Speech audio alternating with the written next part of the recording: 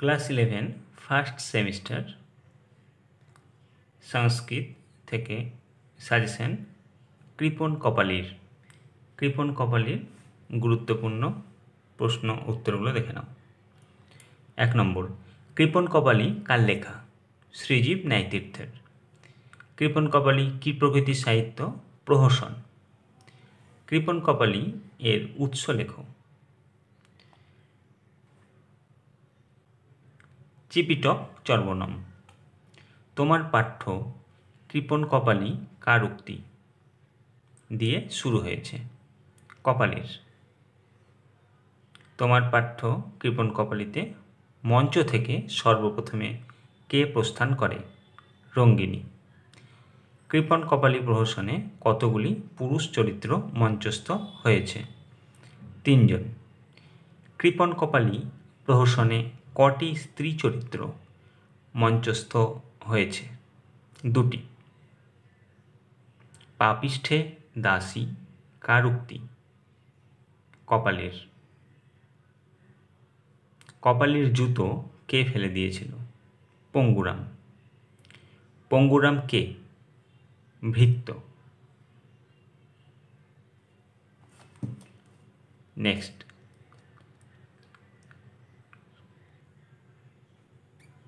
11 নম্বর, কপালের জুতো কোন প্রাণীর মুখে দেখা গিয়েছিল? কুকুরের। চতুরদাস কাকে বলা হয়েছে?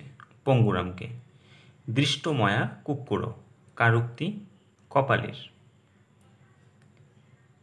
মিথ্যা কথনং ন সহতে দেভ অপি কাকে বলা হয়েছে? পঙ্গুরামকে। তবৈকং দীনমুত মমৈকং দীনম কে বলেছে? পঙ্গুরাম। পঙ্গুরাম জুতো ফেলে দেওয়ায় মন্থরা তাকে কোন শাস্তি দিতে চেয়েছিল? পিঠের চামড়া তুলে নেওয়ার কথা বলেছিল। সন্ধি বিচ্ছেদ করো। পত্তুর মেয়ে, পত্তু যোগ মেয়ে। তোমার পাঠ্যে কপালিকে যে যে শব্দ দ্বারা চিহ্নিত করা হয়েছে সেগুলি লেখো। শ্রেষ্ঠিন, মহাভাগ, কর্ত। কুকুরের কামড়ে কপালের স্পন্দন দেখা গিয়েছিল ঠোঁটে। নেক্সট, বৈদ্য কাকে অনুসরণ করে মঞ্চে প্রবেশ করেছিল? মন্থরাকে। দর্শনীং কো দাস্যতি কার দর্শনীর কথা বলা হয়েছে? চিকিৎসকের। জীবনং তু রক্ষণীয়ম কার উক্তি? রঙ্গিনীর। কপালি রঙ্গিনীর উপর রেগে গিয়েছিল কারণ রঙ্গিনী বৈদ্যকে ডাকার জন্য পাঠিয়েছিল।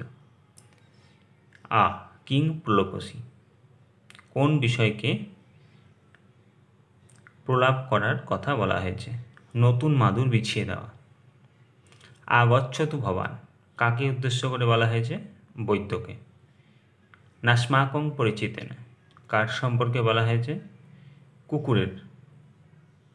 ঘটিকা যন্ত্রং দৃষ্টং ময়া কার উক্তি? রঙ্গিনীর। রোগ নির্ণয়ের জন্য বৈদ্য কি পরীক্ষা করেছিল? নারী।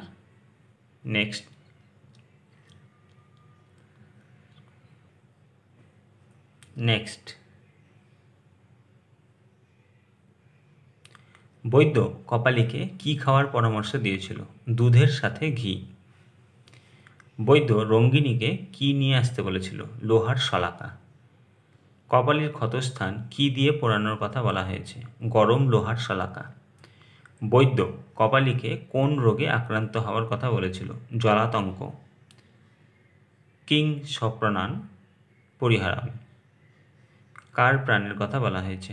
বৈদ্যর। বৈদ্য কি রেখে প্রস্থান করেছিল? দর্শনী। কপালি কি দিয়ে বৈদ্যকে আক্রমণ করেছিল? নখ ও দাঁত।